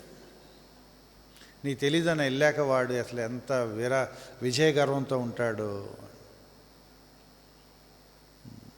కానీ మరి వెళ్ళాలి కదా నాన్న. మళ్ళీ నీ తెలీదన్నా, అన్న నేను వెళితే నా తల వాడి కాళ్ళ దగ్గర పెట్టేసినట్టే అన్న. ఇక ఇంతకాలం నేను ఇంత గట్టిగా ఉండి మాట్లాడాను, ఇప్పుడు తగ్గించుకుని వెళ్తుంటే ఇక నేను ఓడిపోయినట్టు అన్న. వాడు అట్లా ఫీల్ అవుతాడన్న. ఆమెకు ఇమేజ్ చెప్పిందన్నమాట, నా తల వాడి కాళ్ళ దగ్గర పెట్టినట్టుగా వాడు బిహేవ్ చేస్తాడన్నా. మీరు చెప్పండి వెళ్ళమంటారా? నేనేమంటున్నట్టు నీకేమనిపిస్తుంది అంటున్నాను. అంటే కాదన్న, నాకు ఇదంతా కాదన్నా, మీరు వెళ్ళమంటే వెళ్తాను, లేదంటే అయిపోతాను అంటుంది. ఇప్పుడు బాల్ ఎవరి మీద వేసింది? నేనేం చేయాలి ఇప్పుడు? నేను కుటుంబాన్ని కట్టనా? సర్లేమ్మా ఎందుకు ఇబ్బంది, ఆగిపోమ్మని చెప్పనా? నాకు బాధే. ఇప్పుడు వెళ్ళాక వాడు అన్న వాడి కాళ్ళ దగ్గర తలపెట్టినట్టు అయిపోతుందన్న అంటే వాడు ఏం చేస్తాడు, ఎట్లా ఉంటుంది నాకు తెలియదు. బట్ విశ్వాసే మూర్ఖుడు కొంచెం అనుకుందాం. పోనీ నా దగ్గర ఏం ఆన్సర్ లేదు. నేను ఆలోచించేమన్నా అంటే నేను కూడా కళ్ళనీళ్ళు చూసుకొని, సారీ నాన్న, నా దగ్గర వేరే ఆల్టర్నేటివ్ లేదు. I know your pain, but I have no other way. నువ్వు తగ్గించుకున్నందుకు వాడు విజయగర్వంతో తలెగరేస్తే ఎగరేని. బట్ నువ్వు తగ్గించుకున్నప్పుడు పైనుంచి ఒక ఆయన చూస్తున్నాడు, ఏమంటాడు? Well done my child, well done అంటాడు. నువ్వు ఆయన చూడమాక, ఆయన పట్టించుకోమాక. God will be happy when you really submit to God's principle. నా దగ్గర వేరే ఆల్టర్నేటివ్ లేదు. నేను నీకు చెప్పగలిగింది ఏంటంటే, యూ ప్లీజ్ గో. వెళ్ళా అన్నా అంటుంది. అంటే ఏమంటారు, వెళ్ళినా వేరే ఆన్సర్ లేదు నాకు, you have to go. But if you go, God will really be happy. వెళ్ళింది, నవ్వు, షీ ఈస్ హ్యాపీ, ఫైన్. కుటుంబాలను దేవుడు బాగు చేస్తాడో చేయడో చెప్పండి. సబ్మిట్ అవ్వటం అంటే ఏంటంటే మన ఈగోకి కష్టం. అది ఎంత జరిగినా మళ్ళీ ఏమెరగినట్టు ప్రేమించాలా అంటాడు. చేయించాలి, తప్పదే. అంతే. మా పిల్లలకి ఓ ప్రాబ్లం ఉంటుంది. ఇప్పుడు గొడవ పడతాం కదా, గొడవ పడ్డా కదా వెంటనే దిగదు. అది దిగటానికి 3 రోజులు పట్టుద్ది. ఆ అరక్షణంలో వచ్చి కూర్చుంటుంది పక్కనే, అంటది. అంటే మన దిగటానికి ఎంత టైం పట్టుద్ది? అందుకే అప్పుడే నవ్వాలంటే ఎట్లాగమ్మా, కొంచెం టైం ఇవ్వమ్మా అంటే నేను అయిపోయింది కదా, సమాధానం పడ్డాగా, ఇంకా మళ్ళీ ఆ ఫేస్ పెట్టేవి నాకు పోదు, టైం బట్టి స్లోగా దిగుద్ది. మాకు ఇంకా స్లో దిగటం ఏంటి, రా బయటికి వెళ్దావరా అంటే నాకు అది కష్టం. అంటే ఏంటి, గొడవ జరిగిన వెంటనే సమాధానపడి ఏం జరిగినట్టుగా వెళ్ళగలిగే అంత నా మెన్కి రాదు. వాళ్ళకి వచ్చేస్తుంది, అయిపోయింది కదా, ఓకే రావచ్చు, వెళ్దాం, బయటికి వెళ్దాం. నాకు దిగట 2 days పట్టు. ఇప్పుడు ఏం చేయాలి? It's a crushing. At I should love her. మళ్ళీ ఏమన్నా, సర్లే వెళ్దాం పద, అది తీసుకోనా, తీసుకో, తప్పదు. But thing is commitment. ఒకటే commitment, I should love her. ఏం కమిట్మెంట్ ఏంటంటే ఐ షుడ్ ఒబే హిమ్. ఎంతకాలం ఇట్లా? For life time. But there is a great blessing in that, my dear friends. నేను అనుభవం మీదే చెప్తున్నాను, అనుభవించే చెప్తున్నాను. There is a great blessing in because that instruction is from our God. అత్యంత కృప కలిగిన దేవుడు, అత్యంత ప్రేమ కలిగిన దేవుడు, శిలువ మీద మన కోసం ప్రాణం పెట్టి బలైపోయిన దేవుడు ఇచ్చిన ప్రిన్సిపల్స్ అవి. ఆ శిలువలోంచి ఆయన తయారు చేసి ఇచ్చిన ప్రిన్సిపల్స్. పురుషులారా మీరు ప్రేమించండి, స్త్రీలారా మీరు లోబడండి. That's the statement. అది నాకు నచ్చట్లేదు అని మీరంటే ఇక మీరు క్రైస్తవ కుటుంబంలో ఆచరించడానికి మీకు వేరే ప్రిన్సిపల్ ఏమి ఇవ్వలేదు ఎఫ్ఎస్సి పత్రిక. ఇంక మిగతా మీకు వర్కౌట్ అవ్వవు కదా. మీరు ఇక్కడే స్టార్ట్ చేయాలి, ఇక్కడే ఆగాలి. You keep on loving her and you keep on obeying him. Then వారిద్దరూ ఏక శరీరం అవుతారు. It's a mystery. It's a mystery.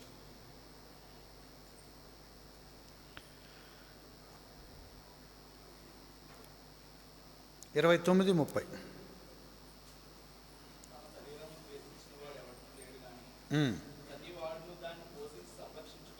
దీనికి ఎక్కడి నుంచి వచ్చాడంటే 23 దగ్గర నుంచి వచ్చాడు. క్రీస్తు సంఘానికి శిరస్సు.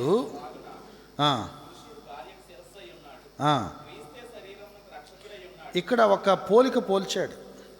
ఏం పోల్చాడంటే ఇక్కడ చూడండి, ఈ ప్యాసేజ్లో ఒకవైపు ఏమో క్రీస్తు సంఘము, భర్త, భార్య ఒక పోలిక ఇచ్చాడు. అందులోని వాళ్ళు ఇంకో పోలిక ఇస్తున్నాడు. అన్ని పోలికలే. శరీరం, ఒక మనిషి దేహం ఉందనుకోండి, ఈ శిరస్సు ఒకటి, ఈ దేహం ఒకటి, 2 భాగాలు చేశాడు. సంఘం అనే శరీరానికి క్రీస్తు శిరస్సు. అలాగే భార్య అనే శరీరానికి, అంటే సంఘాన్ని ఎవరితో పోల్చాడు? భార్యతో పోల్చాడు. కాబట్టి భార్య అనే శరీరానికి భర్త శిరస్సు. చెప్పడా బాగానే ఉంటుంది. ఇప్పుడు ప్రాబ్లం ఏంటంటే మీకేం ఉండదు, మాకే ప్రాబ్లం. ఎందుకు? ఈ శరీరం ఎవరిది?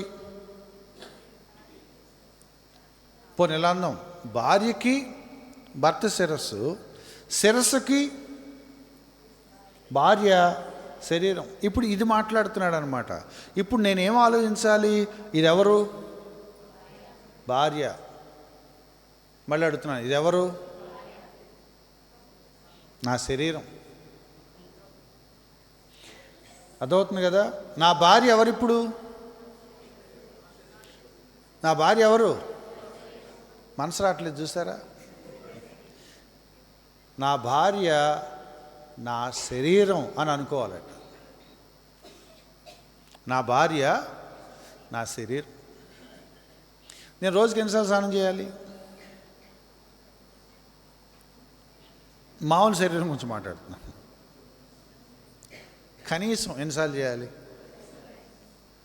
ఒకసారన్నా చేయాలి. వారానికి ఒకసారి చేస్తూ ఉంటారు.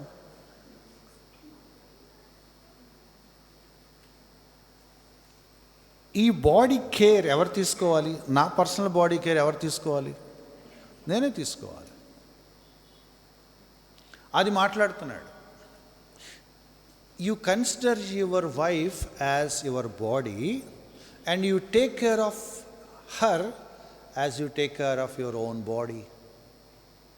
నీ సొంత శరీరాన్ని నువ్వు ఎంత శుభ్రంగా ఉంచుకుంటావో నీ భార్యను నువ్వు అట్లాగా చూసుకో.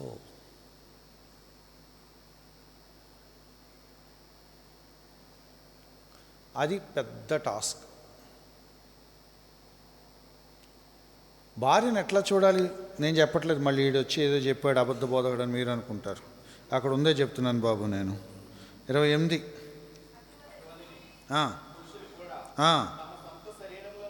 ఎట్లా నేను నా సొంత శరీరాన్ని ఎలా చూసుకుంటానో అలా నా భార్యను ప్రేమింపబద్ధులై ఉన్నారు. How should I love my wife? ఇంకా సింపుల్ చెప్పాలంటే నా శరీరాన్ని నేను ప్రేమించుకుంటున్నా అంటే అర్థం ఏంటి? నన్ను నేను ప్రేమించుకున్నట్టే. అంటే నీది నాది ఏం లేదు. ఇక నీ కేర్ తీసుకోవటం అన్నా నా కేర్ తీసుకోవటం అన్నా ఒకటే. ఇంకా సింపుల్ చెప్తాను. నీకు బాగా ఇష్టమైంది వండుకొని తింటావా? వాడికి బాగా ఇష్టమైంది వండి పెడతావా? తేడా ఉందిగా. నీకు బాగా ఇష్టమైన నీకు నువ్వు ఎట్లా ట్రీట్ చేసుకుంటావో అట్లాగే వాళ్ళని చూసుకో. She is your body. నీ శరీరాన్ని నువ్వు పోషించి సంరక్షించుకుంటున్నావు, నీట్గా ఉంచుకుంటున్నావు, మంచిగా కేర్ తీసుకుంటున్నావు. ఇక్కడ దెబ్బ తగిలింది ఏం చేస్తావు? ఏదో చేస్తున్నావు. And you take care of her, you look after her. ఆమె నువ్వు ఎట్లా పట్టించుకోవాలి అంటే నీ శరీరంలాగా పట్టించుకో. అది మనం ఫెయిల్ అయిపోతాం. మన మైండ్ ఎప్పుడు ఎలా ఉంటుందంటే ఆమె వేరు నేను వేరు. ఇది ఫైనల్ ఫేజ్ అన్నమాట. నాదేం లేదు, ఆమె బాగుంటే నేను బాగున్నట్టు నువ్వు అనుకుంటావే, అక్కడికి వచ్చే వరకు అది వెళ్తూ ఉంటుంది. ఎన్ని రకాలుగా చెప్పాడు చూడండి. దాన్ని 28 చదివామా? 29 ఎవడైనా ఐ హేట్ మై బాడీ అంటాడా? అందంగా లేను కానీ పర్వాలేదు అనుకుంటాంగా. ప్రతివాడును దేన్ని? శరీరాన్ని. మనము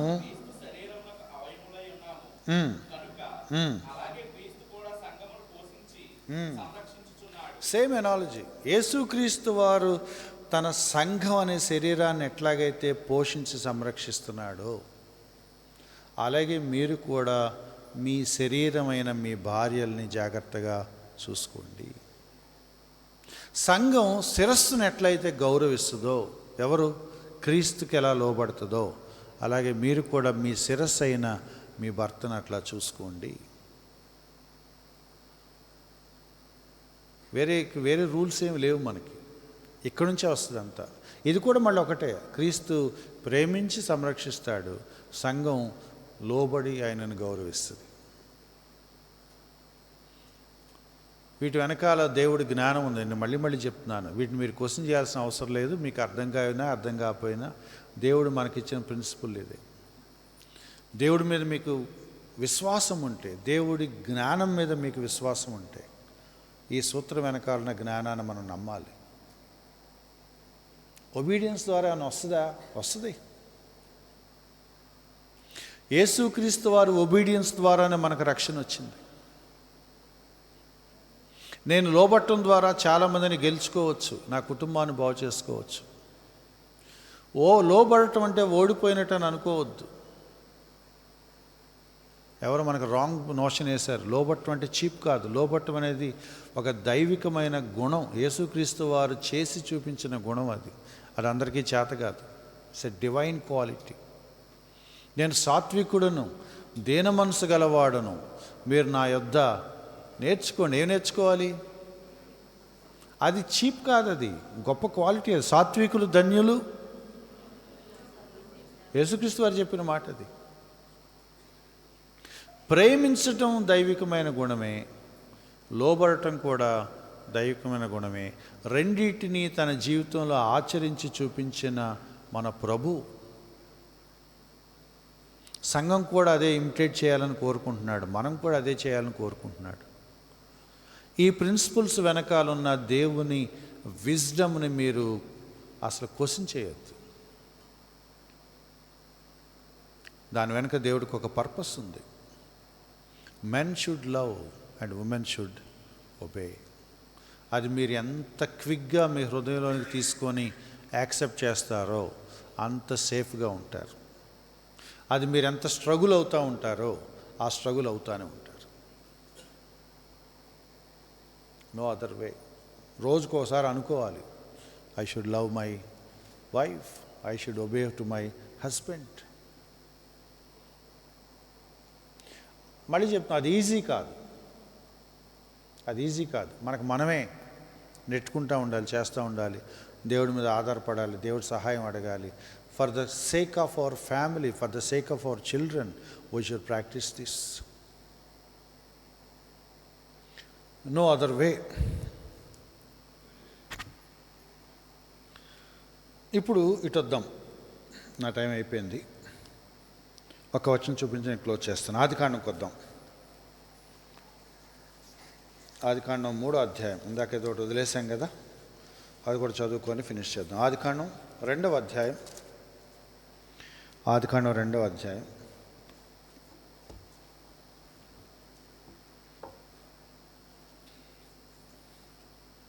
22.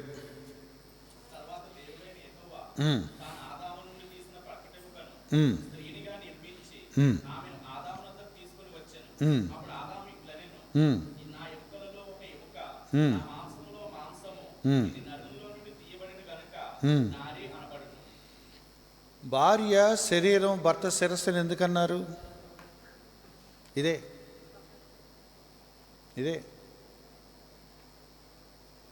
ఈ రూట్ ఇక్కడ ఉంది. నా శరీరం నుండి తీయబడింది, నా ఎదురుగా ఉంది. ఎవరు? నా శరీరమే. అదే ఆయన ఉద్దేశం. నా మాంసంలో మాంసం, నా ఎముకల్లో ఎముక. One among my.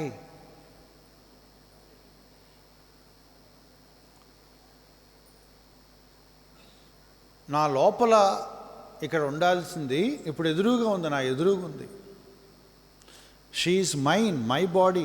నా వేరే శరీరం ఏం కాదు, నా శరీరమే. ఈ బైబిల్ వచనాలన్నింటికి రూట్ అన్నీ ఒకటే, అందుకే ఆ పోలికలు పోల్చారు.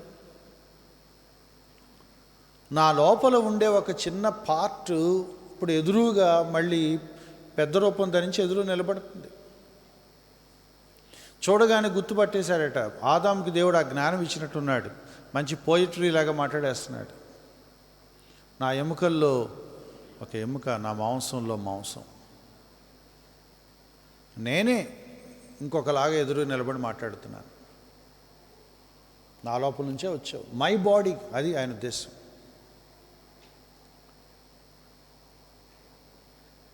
నేను వేరు, నా భార్య వేరు అన్న థాట్ పోవాలి.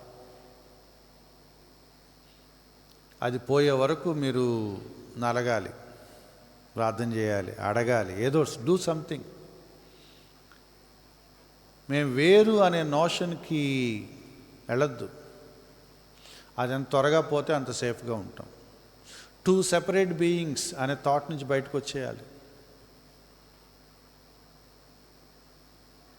అది ఎంత త్వరగా వస్తే అంత త్వరగా సింక్ అవ్వటానికి బాగుంటుంది.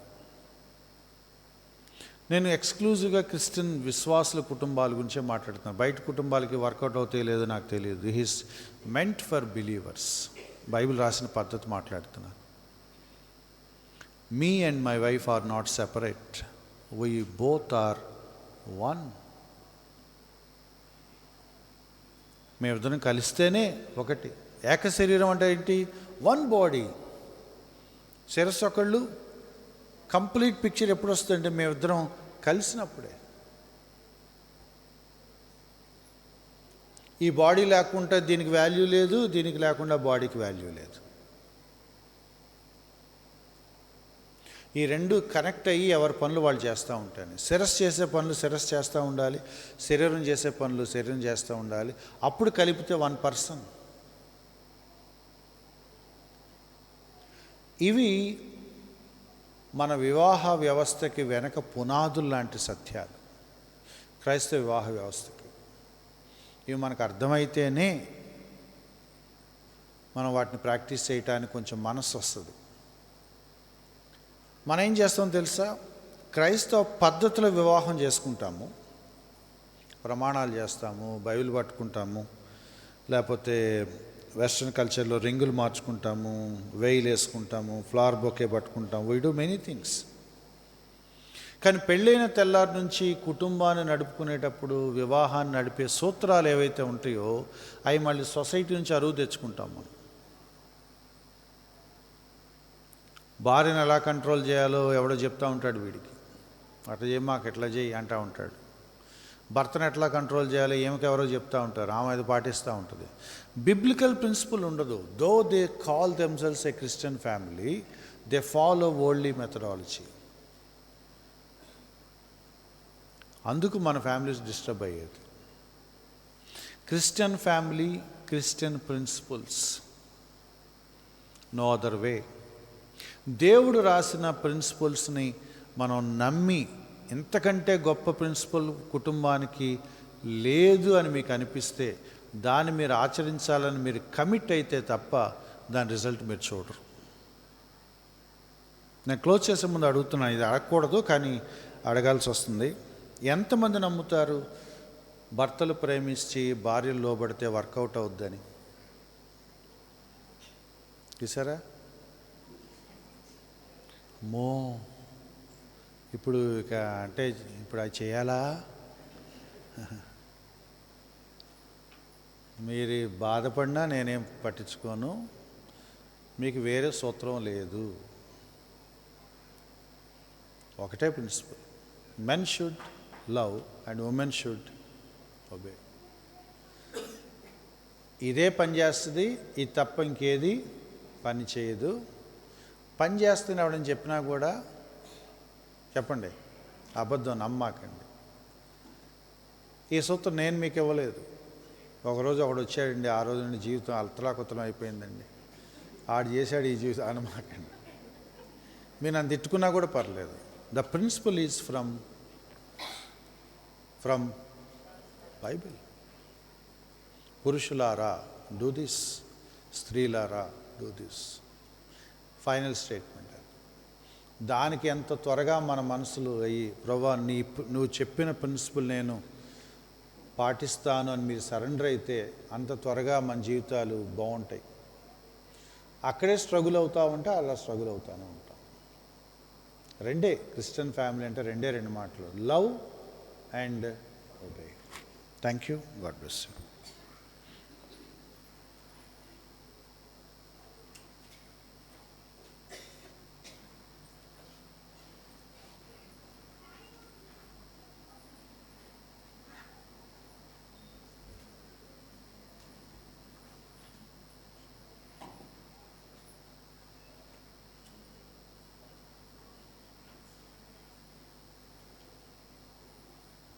Sure,